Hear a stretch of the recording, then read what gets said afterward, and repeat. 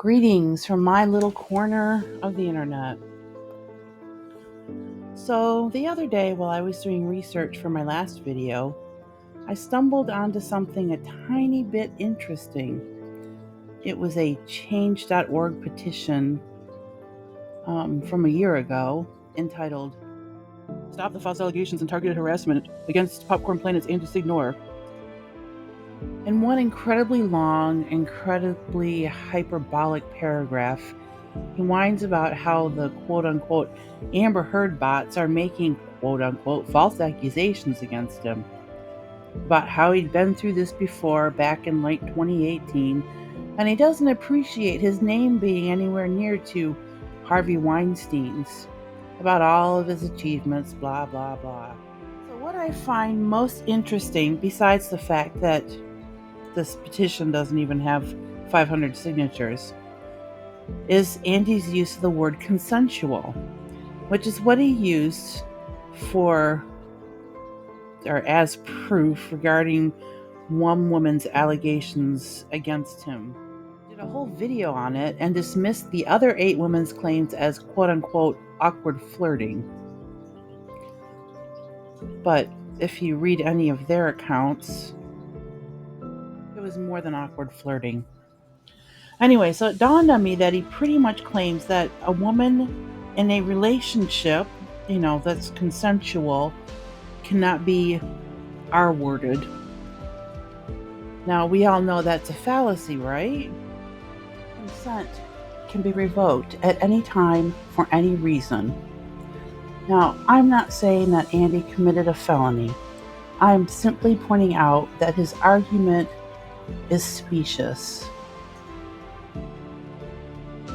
He pulled the same card regarding my good friend Britt when she came forward earlier this year, which involves a whole new set of allegations with a whole new set of women. Contrary to what Andy tries to make folks believe.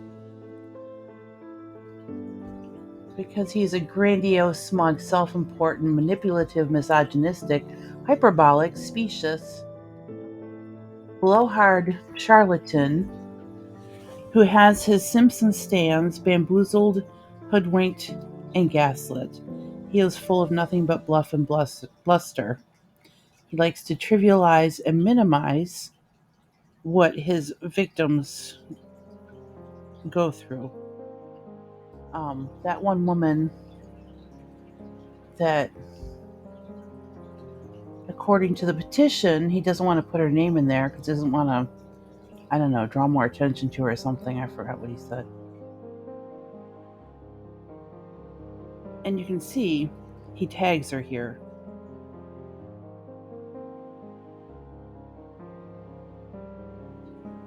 I really feel bad for April. In doing further research on the concept of exhibitionism, which seemed to be Andy's kink from the one video of him, pleasuring himself that I hope we have all seen, or at least seen screenshots of. I discovered this article from The Independent, and this is very, very interesting.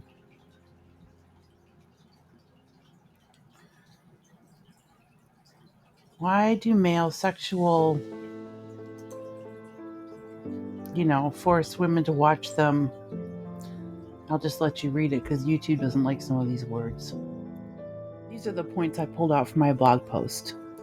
The person who does this in a more targeted, personal way rather than anonymously, like, sending dick pics out just to whoever, is doing so to feel powerful and aroused at the same time. When someone like Louis C.K. or Andy Signor, that's my own little addition there, exposes himself, the psychological torture is all part of the arousal. This kind of exhibitionism is also rooted in deep sexual inadequacy. Let's see, perpetrators might think to themselves, I'm not good enough, nobody will want me, or I'm ashamed of myself, so I've got to take what I want.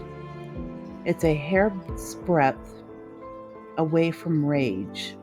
It's what we call a non contact offense, but it's an offense. It's both interesting and horrifying. While Andy has copped to a sex addiction, there's little evidence he sought treatment 5 or so years ago. Or if he did, it didn't do any good. And there may be a reason for that. So, treatment for sex addiction, which conflates consensual and non consensual sex, which, is what Andy does, and I assume what other people with this problem do, is not the same as treatment for offenses, which are always non consensual. People would rather say, I'm a sex addict and go into addiction rehab than say, I'm engaged in non consensual sex and go see someone who has experience in working with these offenders. But that's where they need to go.